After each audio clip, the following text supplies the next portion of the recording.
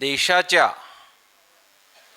स्वातंत्र्याच्या, शिक्षणाच्या, समाज प्रबोधनाच्या चळवळीमध्ये ज्या ज्या महापुरुषांनी योगदान दिलं त्या सर्व महापुरुषांना मी विनम्र वंदन करतो.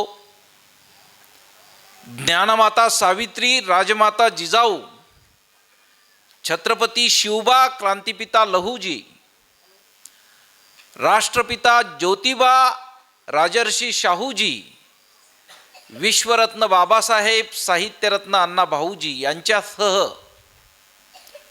मी सर्व महापुरुषांना वंदन करतो. प्रथम मायभूच्या चरणा नमो निगातो कवना, प्रथम मायभूच्या चरणा नमो निगातो कवना, छत्रपती शिवबा चरणा स्वराज्य माझा जन्मसिद्ध हक्क सांगणाऱ्या लोकमान्यांना, अशा शब्दामध्ये ज्या साहित्य शिरोमणीने या देशातील लोककलेला एक नववळण दिलं, त्या साहित्यरत्न अण्णाभाऊ साठेंच्या जयंतीनिमित्त आज आपल्या गावामध्ये सर्व समाजाच्या बांधवांनी एकत्र येऊन पूजनीय स्वामी विश्वनाथ गिरीजी महाराज, माननीय सरपंच साहेब, माननीय मोईन साहेब, माननीय त्रिभुवन साहेब, माननीय अस्वले साहेब यांच्यासह आदरणीय वाणी सर, आमचे चेअरमन साहेब, या सर्वांच्या उपस्थितीमध्ये, माझ्या माता भगिनींच्या उपस्थितीमध्ये, माझ्या बांधवांच्या उपस्थितीमध्ये, मागे बसलेल्या शाळेत शिकणाऱ्या विद्यार्थ्यांच्या उपस्थितीमध्ये हा जो कार्यक्रम आयोजित केलेला आहे, हा कार्यक्रम या गावाची एकात्मता दर्शविणारा कार्यक्रम आहे. मला आत्ताच पूजनीय महाराजांनी सांगितलं की या कमानीवर आम्ही छत्रपती शिवरायांचा पुतळा उभारणार आहोत आणि त्या पुतळ्याच्या शेजारी सर्व महापुरुषांचे पुतळे आणणार आहोत. मित्रांनो, अशा पद्धतीने महाराज जर प्रत्येक गावागावामध्ये आपण सगळ्या समाजांना एकत्र केलं आणि सर्व समाजांना सोबत घेऊन जर सगळ्याच महापुरुषांचे विचार आत्मसात केले, तर मला असं वाटतं की अण्णाभाऊ साठे यांचं साहित्य आणि त्याच्यातील सामाजिक सद्भाव हा विजयी होईल.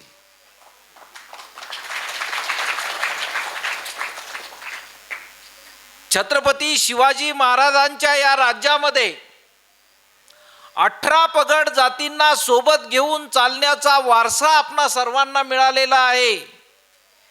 शिवाजी महाराजाच्या सैन्यामध्ये फक्त मावळा म्हणजे मराठा नव्हे, तर शिवाजी महाराजांच्या सैन्यामध्ये गावकुसाबाहेर राहणारा बहिर्जी नाईक नावाचा रामोशी, जो मांग रामोशी, भिल्ल रामोशी अशा समाजातून येतो, त्या बहिर्जी नाईकांना छत्रपती शिवरायांच्या राजवाड्यातच नव्हे तर शिवरायांच्या व्यक्तिगत महालात सुद्धा थेट प्रवेश होता. म्हणजे शिवाजी महाराजांनी हे राज्य उभं करताना, हे हिंदवी स्वराज्य उभं करताना जातीपातीचा भेद पाळला नाही.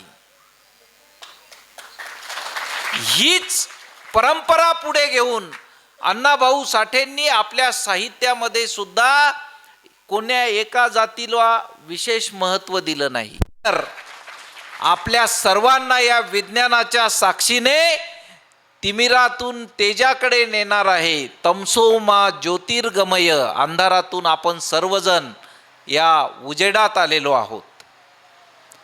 या ठिकाणी अण्णाभाऊ साठेंच्या जयंतीनिमित्त मी आपणा सर्वांना असं सांगू इच्छितो की आत्ताच आदरणीय त्रिभुवन सरांनी सांगितल्याप्रमाणे एका अत्यंत गरीब कुटुंबात, गावकुसाच्या बाहेर राहणाऱ्या कुटुंबात जन्म घेतलेले अण्णाभाऊ साठे, ज्यांना एक दिवस फक्त शाळेत जाता आलं, दुसऱ्या दिवशी शाळा सोडावी लागली, म्हणजे शिक्षण झालंच नाही. पण लौकिक शालेय शिक्षण जरी झालं नाही तरी गावातील लोकांकडे काम करताना, रानावनात भटकताना पशुपक्ष्यांचे आवाज काढताना, गावातल्या भजन कीर्तनाच्या सोहळ्यामध्ये भजन म्हणताना, गावात आलेल्या लोककलेला म्हणजे तमाशाच्या कार्यक्रमाला गेल्यावर तिथं लावण्या ऐकताना त्यांच्यातला कलाकार जागृत झाला आणि जागृत झालेल्या कलाकाराने स्वतः लावणी लिहायला सुरुवात केली, स्वतः पोवाडे रचायला सुरुवात केली. लिहिता येत नव्हतं, पण बुद्धी इतकी होती निसर्गाने दिलेली की त्या बुद्धीमध्ये स्वतःची रचना निर्माण करायची आणि ती लोकांच्या समोर सादर करायची, हे मात्र जमत होतं. आता बघा, अण्णाभाऊ साठे शाळा शिकले नाही. अण्णाभाऊ साठे गरिबीमुळे सांगली जिल्ह्यातल्या वाटेगाव या स्वतःच्या गावापासून मुंबईपर्यंत आईबाबांच्या सोबत पायी प्रवास करून गेले. आता हा संस्कार काय असतो, तर वडील मुंबईला माळी काम करायचे.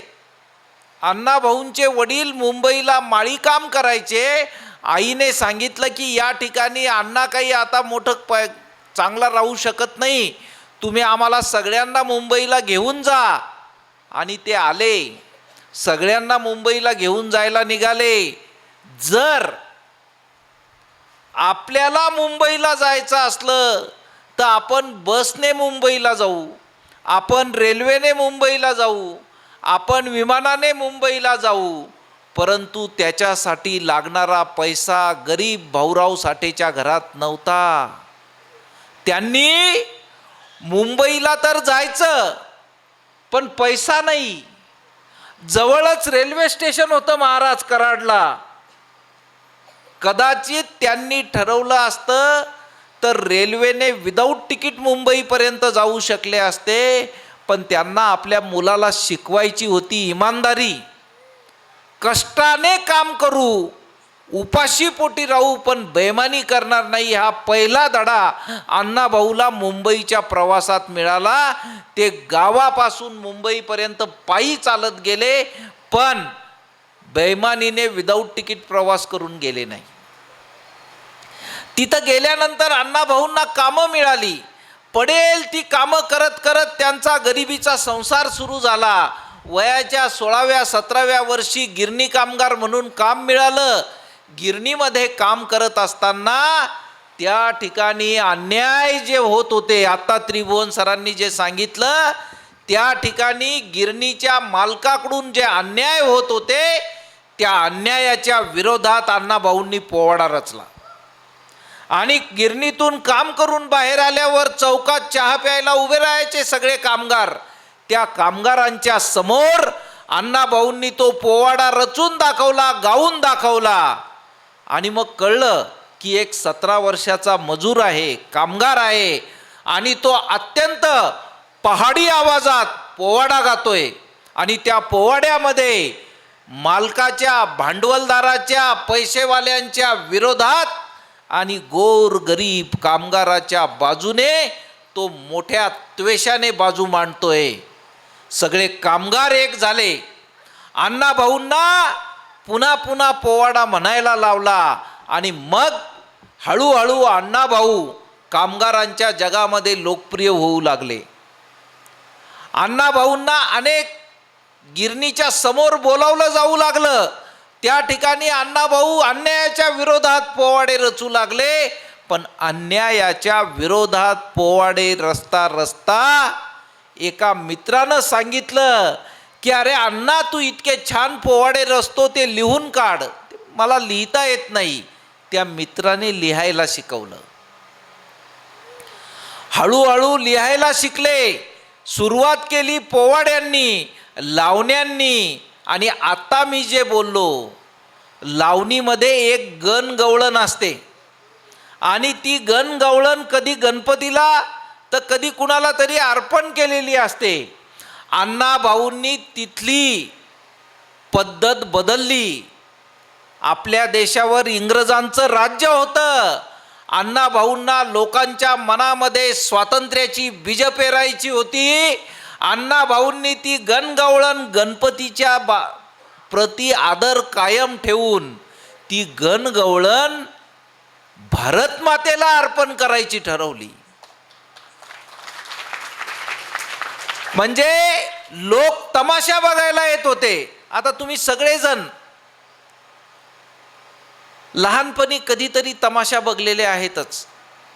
तमाशा बघायला येणारा माणूस, नाटक बघायला येणारा माणूस, सिनेमा बघायला येणारा माणूस फार काही चांगलं डोक्यात घेऊन येत नसतो. पण तो कसा का असेना त्याच्या मनात आपल्या देशाबद्दल प्रेम असतं म्हणजे असतं. अण्णा भाऊंनी हे हेरलं आणि जो तमाशा बघायला येणारा माझा बांधव आहे तो देशभक्तीकडे वळला पाहिजे. म्हणून अण्णा भाऊ त्या तमाशामध्ये येऊन म्हणतात, प्रथम माय भूच्या चरणा नमो निघातो कवना, छत्रपती शिवबा चरणा, स्वराज्य माझा जन्मसिद्ध हक्क सांगणाऱ्या लोकमान्यांना. याचा अर्थ असा होतो की मी गणपतीची जशी पूजा करेल तशी भारत मातेची पूजा करेल. मी गणपतीची जशी पूजा करेल तशी छत्रपती शिवाजी महाराजांची पूजा करेल. मी गणपतीची जशी पूजा करेल तशी लोकमान्य टिळकांसारख्या स्वातंत्र्य सैनिकांची पूजा करेल. आणि मग तमाशाचं रूप बदललं. आंबट शौकीन माणसं जे नाचणाऱ्या बायांना बघायला जात होते ते बाहेर येताना मात्र भारत मातेचं प्रेम घेऊन बाहेर यायला लागले. अण्णा भाऊचा प्रभाव, लोक देशावर प्रेम करायला लागले, इंग्रजांच्या विरुद्ध त्वेषानं लढायला लागले. आणि मग क्रांतिसिंह नाना पाटलांनी 1942 मध्ये जे चले जाव आंदोलनात सहभाग घेतला त्या आंदोलनामध्ये स्वतः अण्णा भाऊ सुद्धा सहभागी झाले. 22 वर्ष वय होतं अण्णा भाऊंचं. 42च्या आंदोलनामध्ये त्यांनी सहभाग घेतला. अण्णा भाऊंना तुरुंगवास झाला. पण अण्णा भाऊंनी लेखणीच्या माध्यमातून संपूर्ण जगाला सांगितलं की इंग्रजांच्या विरोधात हा देश एकवटलेला आहे. आणि तो आपल्या कथा आणि कादंबऱ्यातून मांडायला सुरुवात केली. चिखलातील कमळ नावाची कादंबरी लिहिली, वारणेचा वाघ नावाची कादंबरी लिहिली, मास्तर नावाची कादंबरी लिहिली. आणि मास्तर नावाच्या कादंबरीमध्ये इंग्रज सरकारच्या विरुद्ध लढणाऱ्या धनगर समाजातील एका गुरुजींची कथा त्यांनी सांगितली. वारणेचा वाघ नावाची कादंबरी आता मला असं वाटतं कुणाला तरी दिलेली आहे आपण. वारणेचा वाघ या कादंबरीमध्ये सत्तू भोसला नावाचा 96 कुळी मराठा एका दलित बहिणीची अब्रू वाचवण्यासाठी तिच्या नवऱ्याला मारतो. आणि ज्या वेळेस या सत्तू भोसल्यावर पोलीस केसेस होतात त्यावेळेस ते जे वारणा नदीचं खोरं आहे त्या वारणा नदीच्या खोऱ्यामध्ये प्रत्येक माय बहीण सत्तूला मोठा दीर्घ आयुष्य मिळावं म्हणून जात्यावरच्या ओव्या गातात. आपण जर सातारा आणि सांगली जिल्ह्यात गेलो तर आजही आपल्या लक्षात येतं की जात्यावरच्या ओव्या लिहून ठेवलेल्या आहेत आणि त्या ओव्यामध्ये सत्तूला आयुष्य दे असं सांगणाऱ्या आया बहिणी गावागावामध्ये दिसतील. हा सत्तू भोसला अण्णाभाऊ साठेंचा नायक होतो. अण्णाभाऊ साठेंनी गोर गरीब वंचित उपेक्षित समाजातल्या लोकांना आपल्या कादंबरीचा नायक केला, हिरो केला. कादंबरीचा हिरो गरीब आहे पण नीतिवान आहे. कादंबरीचा हिरो गरीब आहे पण इमानदार आहे. कादंबरीचा हिरो अशिक्षित आहे पण चारित्र्यवान आहे. असे नायक निर्माण केले. मी आपणाला सांगतो, या गावात अण्णाभाऊ असते तर त्यांना कुठेतरी एखाद्या त्रिभुवनच्या घरात, एखाद्या मोईंच्या घरात, एखाद्या अस्वलेच्या घरात एक एक नायक दिसला असता. आपल्या प्रत्येक गावामध्ये इमानदारीनं वागणारी माणसं, समाजाची सेवा करणारी माणसं ही कथेची नायक होऊ शकतात, हे अण्णाभाऊंनी दाखवून दिलं. मी एक कथा सांगतो अण्णाभाऊची, एक कादंबरी सांगतो अण्णाभाऊची, आणि त्या कादंबरीत समाजामध्ये कसा सद्भाव त्यांनी दाखवला होता ते सांगतो. अण्णाभाऊंनी 35 कादंबऱ्या लिहिल्या. खरं म्हणजे त्या 50च्या जवळपास आहेत, पण 35 त्यांच्या नावानं प्रकाशित झाल्या. 13 कथासंग्रह लिहिले, अनेक पोवाडे लिहिले, अनेक लावण्या लिहिल्या, प्रवास वर्णन लिहिलं, लोकनाट्य लिहिली, आणि त्या सगळ्यांमध्ये त्यांनी काय दाखवलं की हे गावकुसामध्ये राहणारी माणसं एकमेकांना धरून कशी राहतात. त्यातलं सर्वश्रेष्ठ जर एखादं कलाकृतीचं उदाहरण द्यायचं असेल तर ते आहे फकीरा या कादंबरीचं. आत्ताच पूजनीय महाराजांच्या चरणी आपण फकीरा कादंबरी अर्पण केलेली आहे. काय आहे फकीरा कादंबरीमध्ये हे सांगण्यापूर्वी एक सांगतो. अण्णाभाऊ साठेंनी जितकं लिहिलं त्याच्यात काल्पनिक काहीच नाही. जे पाहिलं तेच लिहिलेलं आहे. म्हणजे अण्णाभाऊच्या कादंबऱ्या आपल्या गावात देण्यासाठी पुरुषोत्तम आसवले साहेबांनी मोहीन साहेबांच्या मदतीने, उद्धवरावच्या मदतीने त्या आणून दिल्या. त्या सगळ्या कादंबऱ्या खऱ्या आहेत. खऱ्या गोष्टी, सत्यकथेवर आधारित कादंबऱ्या आहेत. फकीरा सुद्धा सत्यकथेवर आधारित आहे. फकीराचं गाव आहे वाटेगाव, जे अण्णाभाऊचंच गाव आहे. हा फकीरा इंग्रजांच्या विरोधात लढतो. सत्तू भोसला इंग्रजांच्या विरोधात लढतो, आणि फकीराला त्याच्या वडिलांकडून प्रेरणा मिळते. बघा, आता मी कादंबरी सांगतो, काय कथा आहे, कसा समाज एकजीव होता. गावाचे विष्णुपंत कुलकर्णी आणि शंकरराव पाटील गप्पा मारत बसतात. शंकरराव पाटील पोलीस पाटील असतात. पोलीस पाटीलच्या मनामध्ये एक खेद असतो की आपल्या गावातली यात्रा शेजारच्या शिगावात भरते, कारण आपली जोगणी त्यांनी पळवली. जोगणी असते खोबऱ्याची वाटी, पण त्या खोबऱ्याच्या वाटीला इतकं महत्त्व असतं की ती जोगणी ज्या गावात जाईल त्याच गावात यात्रा भरेल. आणि मग ही जोगणी पळवल्यामुळे वाटेगावची इज्जत गेली असं त्यांना वाटतं, आणि ते अस्वस्थ होतात. जुन्या काळातल्या यात्रा महाराज गावाचे अर्थकारण चालवत होत्या. माझ्या गावात यात्रा भरली तर सगळे व्यापारी गावात येतात, 4-8 दिवस राहतात, आणि त्याचा टॅक्स ग्रामपंचायतला देतात. माझ्या गावामध्ये सगळे लोक आले तर माझ्या गावातल्या दुकानामध्ये काहीतरी खरेदी करतात, हॉटेलमध्ये चहा घेतात. असं जे चित्र होतं ते चित्र पुन्हा वाटेगावमध्ये दिसलं पाहिजे. म्हणून पाटील अस्वस्थ असतात. त्यांना अपमान वाटतो की मी पोलीस पाटील आहे आणि माझ्या गावातली जोगणी शिगावात गेली, म्हणजे शेजारच्या गावात गेलेली आहे, आणि तिथला जो खोत आहे तो माझ्यापेक्षा पुढं जातोय. राणोजी मांग त्या ठिकाणून जात असतो, आणि पाटील त्याला बोलावतात आणि त्याला सांगतात की राणोजी, माझी एक इच्छा पूर्ण करशील का?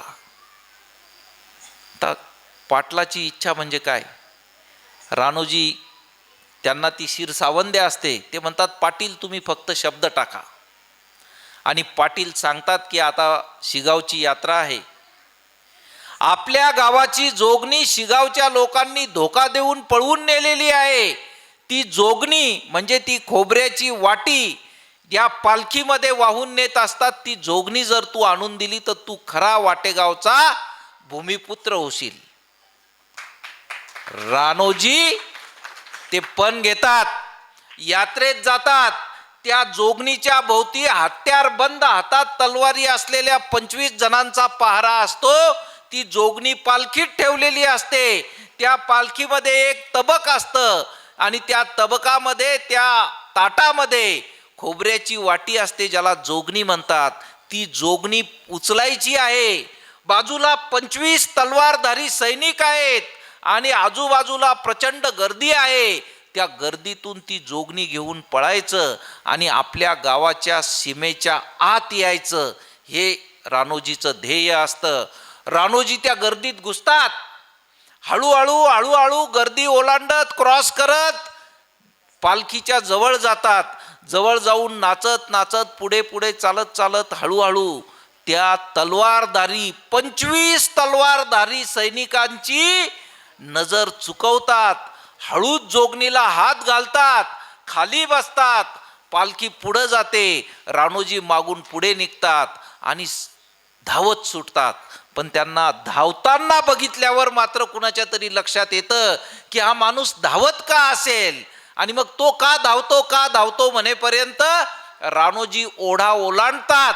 घोडा लावलेला असतो बाहेर, ओढ्याच्या पलीकडे असलेला घोडा, त्या घोड्यावर राणोजी बसतात आणि त्यांनी घोडा सुरू केल्याबरोबर गावाच्या लक्षात येतं की हा नक्की वाटेगावचा कुणीतरी असेल.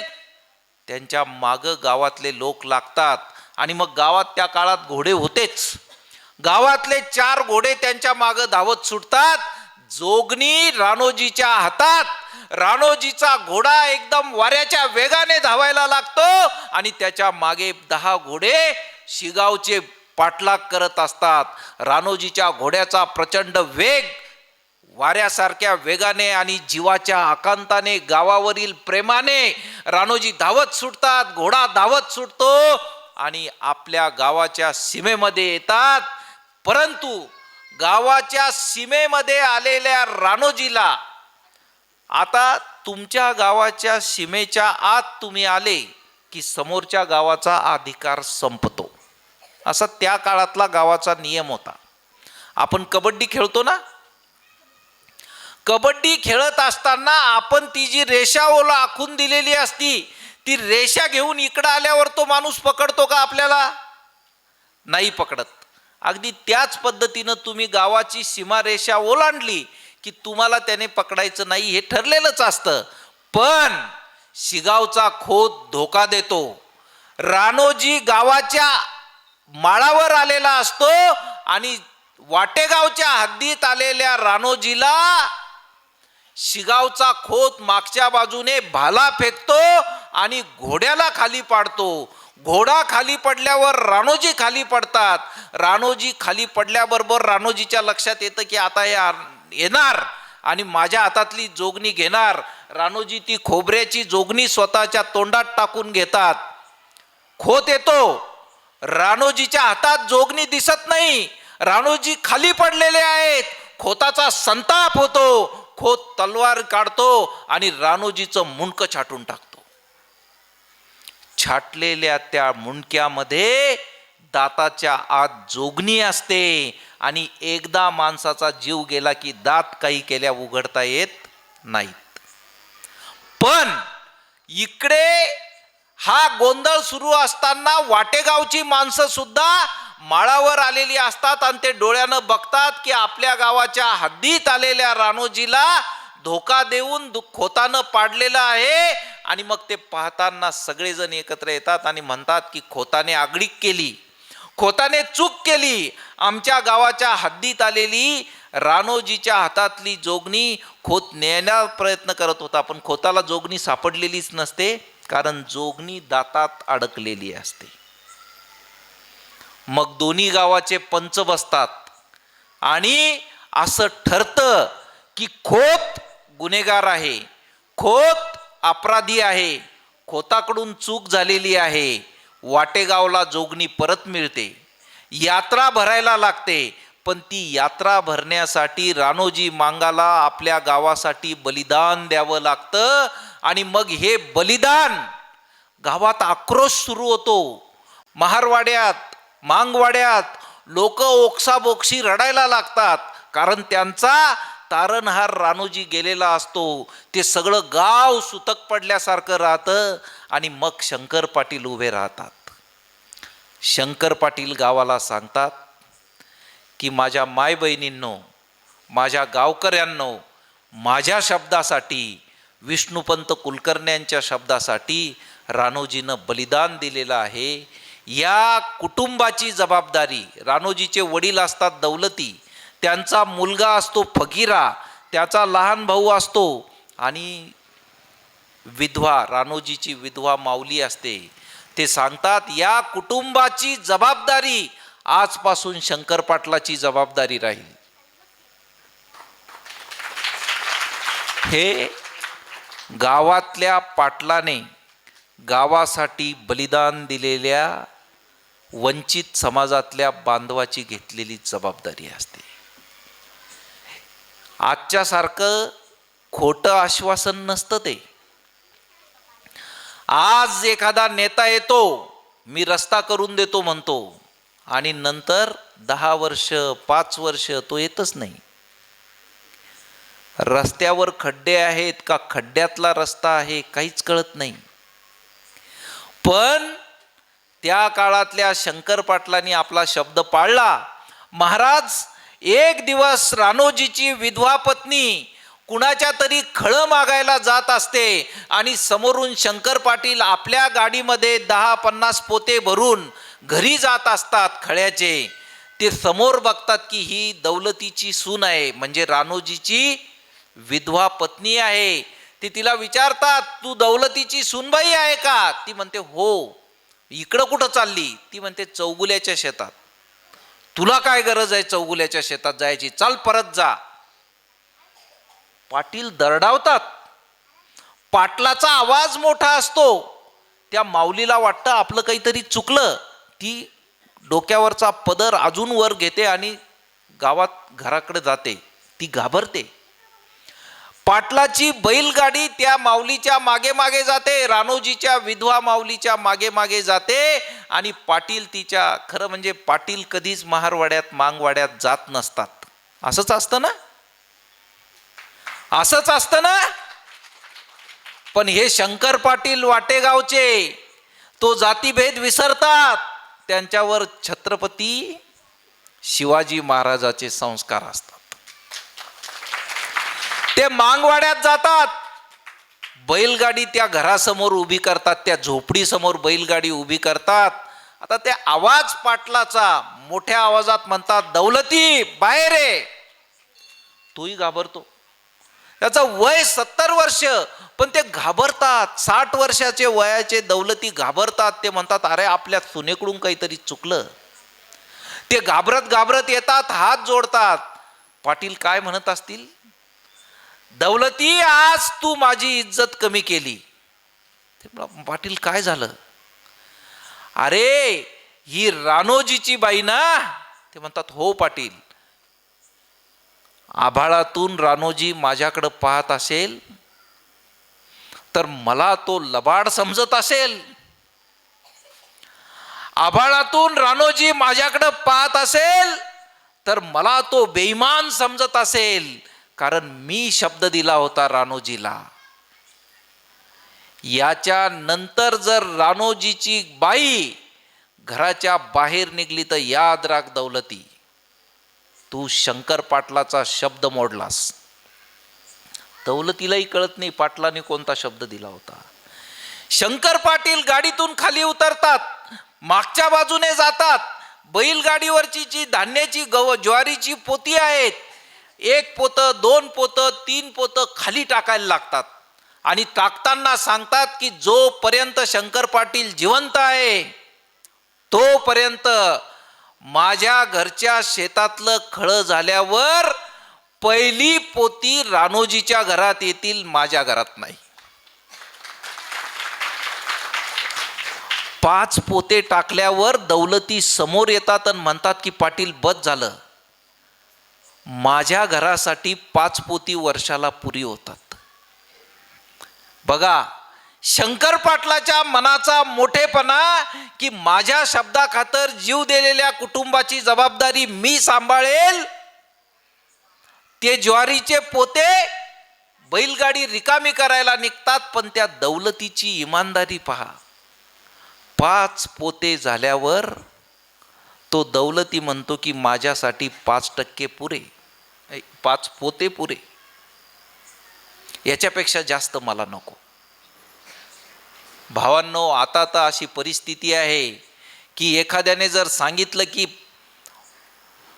तुझ्यासाठी आम्ही याच्यातलं 50% देतो, तर तो म्हणतो 50 नाही 100% माझ्यासाठी दे. आता माझ्या पात्रावर किती ओढलं जाईल अशी स्पर्धा लागलेला समाज दौलतीकडे पाहून, त्याच्या बापाकडे पाहून समजून घेतला पाहिजे की अरे बाबा, मला जितकं लागेल तितकं द्या. गावाने दिलं पण मी जास्त घेणार नाही. आणि मग पाटील आनंदानं परत जातात आणि त्यानंतर पुन्हा दौलतीच्या घरातून कोणत्याही मायमाऊलीला बाहेर पडावं लागत नाही. आता हा संस्कार झाल्यानंतर फकीरा मोठा होतो. फकीरा गावासाठी त्या जोगणीचं रक्षण करतो. पुन्हा जोगणी कधीच वाटेगावच्या बाहेर जात नाही. पण फकीरा मात्र दुष्काळामध्ये इंग्रज सरकारच्या विरोधात लढायला उभा राहतो. प्रसंग सांगतो. फकीरा 25 वर्षाचा तरणाबांड तरुण, गावात दुष्काळ पडलेला आहे. गावातली मारामांगाची चांबाराची घरं, दुष्काळात अन्न मिळत नाही म्हणून तडफडून मरतायत माणसं. गावातले लोक जितकं शक्य आहे तितकं धान्य नेऊन देतात, पण तितक्यानं काही होत नाही. गावातही शेतकऱ्याकडे धान्य शिल्लक राहत नाही. गावातली माणसं मरतायत. काय करायचं? फकीरा जातो, विष्णुपंत कुलकर्ण्यांसमोर उभा राहतो. पंत सातत्याने त्या गावातल्या दीनदलितांची बाजू घेतात. सरकारच्या पुढे मांडतात की यांना काहीतरी द्या. पण निष्ठूर इंग्रज सरकारला आमची दया येत नाही. लोकांसाठी काहीच सरकार देत नाही. अशा वेळी पंत फकीराला बोलवतात आणि सांगतात की आता तुला वाटेल ते कर. फकीरा बलदंड बाहूचा असतो. फकीराकडे तलवार असते. फकीराकडे घोडा असतो. फकीराकडे घोडदळ असतं, त्याचे सैन्य असतं. फकीराला विष्णुपंत सांगतात तुला वाटेल ते कर, पण ही माणसं जगली पाहिजेत तुमच्या वाड्यातली. मग काय करायचं? फकीरा इंग्रज सरकारचं धान्याचं कोठार लुटायचं ठरवतो. धान्याचं कोठार लुटायला जातो. त्या ठिकाणी फकीरा धान्याचं कोठार लुटून गावात येतो. त्या धान्याचं कोठार लुटल्यावर पोत्यातून जे धान्य पडत पडत जातं ते वाटेगावपर्यंत येतं. म्हणून कळतं की हे वाटेगावच्या मांगवाड्यात काहीतरी गडबड आहे. पण ऐका, अण्णाभाऊ साठेचा सामाजिक सद्भाव काय इथं दाखवतो. धान्याची पोती येतात. प्रत्येक घराघरात धान्य वाटून दिलं जातं. जो गरीब असेल त्याची जात नाही पाहिली जात. तो कोळी असतो, भिल्ला असतो, रामोशी असतो, तो कैकाडी असतो. जो काय जातीचा माणूस असेल, ज्याच्या घरात धान्य नाही त्याच्या घरात धान्य पाठवलं जातं. आणि मित्रांनो, पसाभर धान्य शिल्लक राहतं. आणि मग एक सैनिक येतो. सैनिक म्हणजे त्याचा साथीदार येतो आणि म्हणतो फकीरा इतकं धान्य शिल्लक आहे, याचं काय करायचं? फकीरा म्हणतो हे धान्य पुन्हा एकदा प्रत्येकाच्या घरात मुठमुठ धान्य नेऊन वाट. एक दाना भी गैर वाटू नग. माझ्यासारखा फकीरा असता तर मी म्हटलं असता अरे ते राहिलं ते माझ्या घरात नेऊन दे, मी आणलंय ते. फकीरा तसं नाही म्हणत. फकीरा म्हणतो प्रत्येक घरात मुठमुठ धान्याने एक एक दाना एक एक दिवस माणसाला जगवल. आणि मग ते धान्याचं समान वाटप होतं. इथं लक्षात येतं की जातीपातीचा भेद न करता प्रत्येकाला समान न्याय देण्याचा प्रकार त्या ठिकाणी होत असतो. पुन्हा दुष्काळ पडतो. आता धान्य लुटायला जागा नसते. मग करायचं काय? फकीरानं ठरवलेलं असतं. मी जे सांगतो ते ऐका.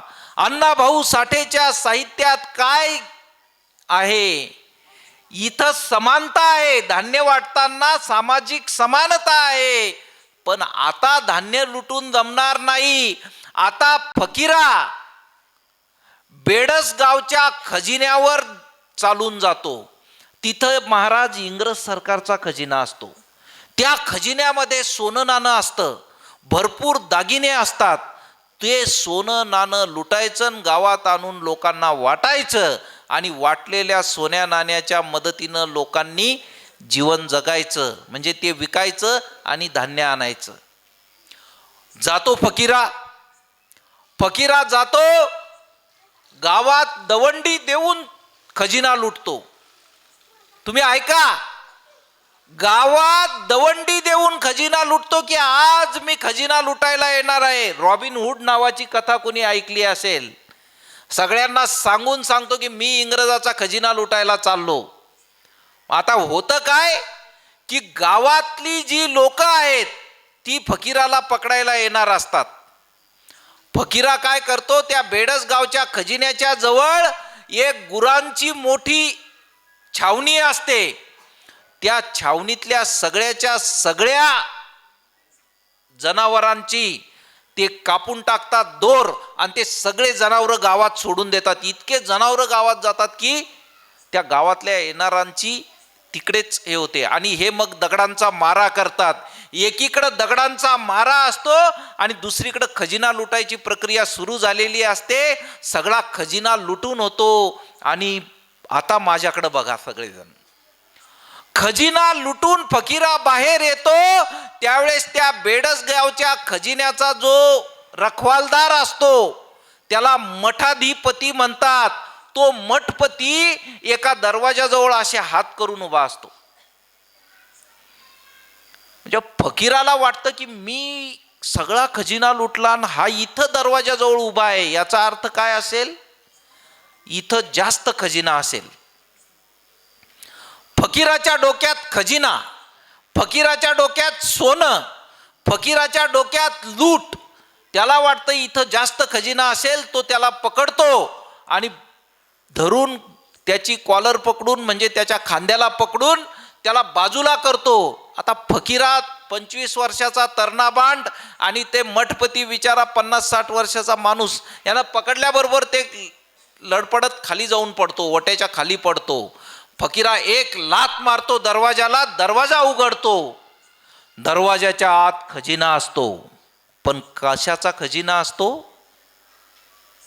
दरवाजाचा उघडल्याबरोबर दरवाजाच्या आत त्या मठपत्याची बायको, अंगावर पूर्ण सोनं नाणं असतं आणि ती हात जोडून उभी असते. त्या मठपत्याच्या बायकोच्या मागे 2 सुंदर तरुणी असतात. त्यांच्या अंगावर भरपूर सोनं असतं पण त्या मान लपून मागे असतात. ती मठपत्याची बायको फकीराला काय म्हणते ते ऐका. मठपत्याची बायको फकीराला म्हणते, फकीरा, माझ्या अंगावरचं सगळं सोनं घेऊन जा, पण माझ्या लेकीला आणि सुनेला तुझा हात लागू देऊ नको. त्या लेकीच्या इज्जतीसाठी सगळं सोनं द्यायची तयारी असते माऊलीची. पुढचं वाक्य ऐका, अण्णा भाऊचा संस्कार ऐका, इथल्या दीनदलित गोरगरिबाची भावना ऐका. फकीरा म्हणतो, माय, मी इंग्रजाचं खजिना लुटाय आलो, माझ्या आई बहिणीची इज्जत लुटाय नाही. ही नीतिमत्ता गरीबाच्या, खेडूताच्या, अशिक्षित माणसाच्या अंगी असते. हे जरा शहरातल्या लोकांनी ऐकलं पाहिजे. सोनं तर लुटून नेतोच, पण जर इतकं सौंदर्य सापडलं तर ते सौंदर्य सुद्धा घेऊन गेला असता. पण त्या फकीराला कुठेतरी माहीत असेल की शिवाजी महाराजांनी कल्याणच्या सुभेदाराच्या सुनेचा साडी चोळी देऊन सत्कार केलेला असतो आणि तिला वाटी लावलेला असतो. फकीरा त्या माऊलीला म्हणतो, मी तुझ्या लेकीकडे बघणार सुद्धा नाही, पण माय, मी तुमच्या अंगावरच्या सोन्याला सुद्धा हात लावणार नाही. फकीरा परत फिरतो आणि मग त्या मठपत्याच्या कमरेत लाथ घालतो आणि त्याला म्हणतो, तू काय आम्हाला जनावर समजतो का? आमच्या घरात माय बहिणी नाहीत का? फकीरा निघून जातो. ही इमानदारी, ही शील संपन्नता, ही नीतिमत्ता अण्णाभाऊच्या साहित्यात आहे. अण्णाभाऊच्या साहित्यामध्ये कुठेही एक जात दुसऱ्या जातीच्या विरोधात भांडत नाही. फकीरा या कादंबरीमध्ये विष्णुपंत कुलकर्णी नावाचा ब्राह्मण, शंकर पाटील नावाचा मराठा हा गावकुसाच्या बाहेरच्या महारा मांगांचं जीवन जगलं जावं म्हणून प्रयत्न करत असतात. ते त्यांना जीव लावत असतात आणि गावकुसाच्या बाहेरची माणसं आपल्या बलदंड बाहूंनी त्या गावाच्या जोगणीचंही आणि वाटेगावचंही रक्षण करत असतात. ही परंपरा अण्णाभाऊच्या साहित्यात आहे. ती परंपरा जशी वाटेगावमध्ये आहे तशी ती वाघलगावमध्ये सुद्धा राहिली पाहिजे अशी तुम्हाला विनंती. अण्णाभाऊची जयंती खरंच साजरी करायची असेल ना तर आपण एक शपथ घेतली पाहिजे. मी माझ्या गावाला सामाजिक समानता आणि सामाजिक समरसता असलेलं वाटेगाव बनवेल. माझं वाघलगाव माझं वाटेगाव झालं पाहिजे. मला वाटतं अण्णाभाऊची प्रत्येक गोष्ट हेच सांगते, पण अण्णाभाऊच्या गोष्टींमध्ये याच्या पलीकडं काय आहे ते सांगतो. त्यांनी फक्त पुरुषांवर लिहिलं नाही महाराज. एक चित्रा नावाची कादंबरी बहुतेक त्रिभुवन सरांकडे गेलेली आहे. गुरुजींकडे एक कादंबरी गेली चित्रा नावाची. सर चित्रा कादंबरी वाचा, वैजयंता वाचा, त्यांची मंगला वाचा. प्रत्येक कादंबरीतली ही जी नायिका आहे ना ती प्रचंड गरीब आहे. ती तमाशात काम करेल, ती धुण्या भांड्याचं काम करेल, ती मोलमजुरी करेल शेतात, पण स्वतःची इज्जत मात्र कुठे जाऊ देणार नाही. स्वतःच शील जपेल. अण्णाभाऊची एक पश्चाताप नावाची कथा आहे महाराज. कथा वाचणाऱ्याच्या डोळ्यातलं पाणी थांबत नाही. चुकून दोन जण असतात, मित्र असतात, नातेवाईक असतात, प्रचंड कष्ट करतात, पण कष्ट केल्यानंतर दारूचं व्यसन असतं. संध्याकाळी खूप दारू पिऊन येतात आणि त्यांना कळत नाही की मी कुणाच्या घरात जातोय. आपल्या शेजारच्या दरवाजातून हा या घरात जायच्या ऐवजी दुसऱ्या घरात जातो, दुसरा या घरात जातो. त्यांच्याकडून त्या घरात गेल्यानंतर चुकीचं कर्म घडतं. ऐका,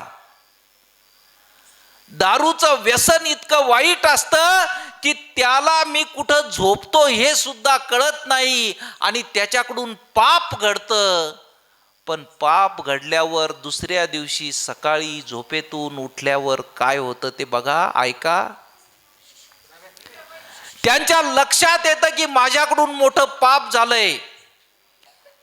ज्याच्याकडून पाप झालं ते दोघं माणसं सकाळी उठून डोंगरावर खाणीमध्ये कामाला जात असतात. तिथं सुरुंग लावत असतात. त्यांची इमानदारी, ते तर गरीब असतात, मजूर असतात, दारुडे असतात, अडाणी असतात, खेडूत असतात, पण त्यांच्यात नीतिमत्ता असते. ते दोघंचे दोघं सुरुंग लावायला वर जातात आणि तो सुरुंग पेटवून महाराज पटकन पळून यायचं असतं आणि मग तो स्फोट झाला की ती खदान मोकळी होते. हे सुरुंग लावतात आणि तिथंच थांबतात. का? कारण माझ्या हातून पाप घडलेलं आहे, मी चूक केलेली आहे, मला जगण्याचा अधिकार नाही. मी माझ्या बहिणीसारख्या दुसऱ्या शेजारणीच्या जवळ झोपलेलो आहे. ही नीतिमत्ता अण्णाभाऊ साठे आपल्या साहित्यात सांगतात. अण्णाभाऊची वैजयंता तमाशात काम करते, पण वैजयंता स्वतःचं शील जाऊ देत नाही, उपाशी राहते पण स्वतःला सांभाळते. मित्रांनो, अण्णाभाऊच्या कथेतला नायक हा गरीब खेड्यातला अडाणी आहे, पण तो इमानदार आहे. त्याची नायिका ही गरीब अडाणी, गरीब, वंचित, उपेक्षित असेल, पण तिच्यात सत्व आहे. हे सत्व आपल्यामध्ये यावं, ही समानता आपल्यात यावी. गावातल्या प्रत्येक आडनावाच्या माणसाचं, बरं का, ही समानता यायची असेल तर आजच्या काळात मला काय करावं लागेल, तर माझ्या घरात लग्न असेल तर माझ्या घराच्या लग्नपत्रिकेमध्ये ते व्यवस्थापक म्हणून 200-250 नावं जे लिहितो ना आपण, त्या नावामध्ये नावं लिहिण्यापेक्षा गावातली सगळी आडनावं लिहिली पाहिजेत. कोण व्यवस्थापक? वाघलगावच्या प्रत्येक लग्नात मोईन सुद्धा असले पाहिजे, त्रिभुवन सुद्धा असले पाहिजे, अस्वले सुद्धा असले पाहिजे, तर आमचं गाव खऱ्या अर्थाने सर्व महापुरुषांचं गाव होईल. अरे 2 किलोमीटर अंतरावर इतकं पावन पवित्र अशा आश्रमाचं आपल्याला आशीर्वाद आहेत. आणि पूजनीय स्वामी विश्वनाथजी महाराज यांच्या प्रेरणेने आपण सगळेजण जर एकत्र आलो आणि आपण ठरवलं की गावातला प्रत्येक माणूस माझा भाऊ आहे आणि ही प्रत्येक बहीण आहे, तर मला नाही वाटत की हे गाव आदर्श होण्यापासून दूर राहील. फक्त एकच विनंती करतो की गावातल्या प्रत्येक माऊलीने एक करावं की आपल्या लेकीला शाळेत पाठवा आणि एक तिला चांगलं राहायला सांगतोच ना आपण, 2 वेण्या घाल, चांगलं कपडे घाल, अंग भरून कपडे घाल, हे सांगतो ना. माझ्या मातांनो, माझ्या बहिणींनो, एक हात जोडून विनंती करतो की या मुलींना जसं आवरतो ना आपण, तसं स्वतःच्या मुलाला सुद्धा आवरण्याचा प्रयत्न करा.